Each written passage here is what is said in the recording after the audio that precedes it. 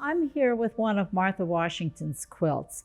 Many people may not know that Martha Washington was an avid needlewoman, and in addition to quilts, she made canvas work chair cushions, she made silk embroidered pictures, and she taught her daughter and grandchildren to make samplers. And if it looks like it's upside down, it is right at the moment because we're doing photography and it's very fragile, and that's the way we needed to arrange it on the slant board to do the photography.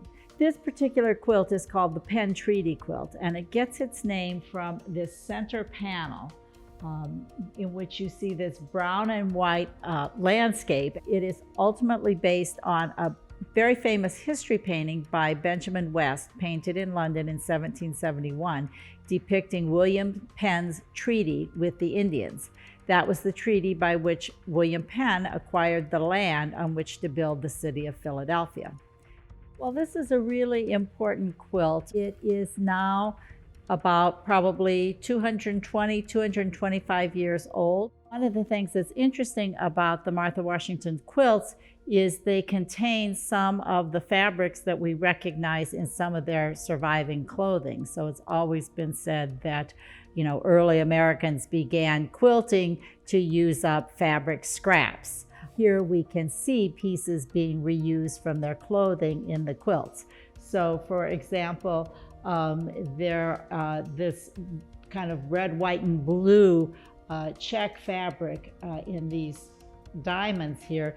We see that in George Washington's banyan, which is a casual robe that 18th century gentlemen wore before they got dressed formally for the day. So when Washington might have been in his study writing letters, he would have worn this. It's a quilt that has obviously had a lot of use and been exposed to a lot of light. And so as a result of what we call the inherent vice in the fabric, that's the dye that basically self-destructs, as well as exposure to light over some years and years and years, decades, much of the fabric has become very weak and in many cases really actually disintegrated.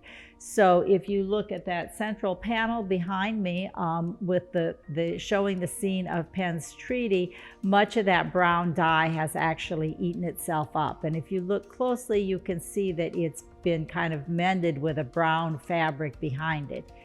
Other sections of the quilts where you see down near the outer border of the quilt where you see these pinwheels that are kind of a blue and white fabric interspersed with a brown fabric, that appears to be a repair that has actually somehow, and we haven't actually figured out how, it's been inserted where the original brown fabric was lost. You can see on this border right here, this narrow border, what you're actually seeing there is the inner layer of the quilt. A quilt has three layers, a front layer, which is the decorated part, an inner layer, which makes the quilt warm, and then a lining. So it's actually a fabric sandwich.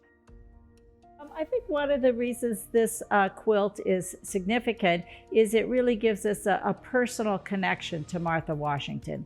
We think of her as this sort of elderly lady in the mop cap, being the first lady. We don't necessarily tend to think of her personal interests and her talents. This is a very well thought out, what they call fancy cutting, actually, that different pieces of fabric are very carefully cut out to showcase flowers in the center of a square, to make the geometry really work, to think carefully about the way colors go together. So it really gives us a sense of Martha as a person who really had strong artistic talents. And I think that enables us to think about her in a different way, maybe go back to her papers and ask new questions, and really bring Martha and other women of the 18th century kind of out of the shadows, if you will.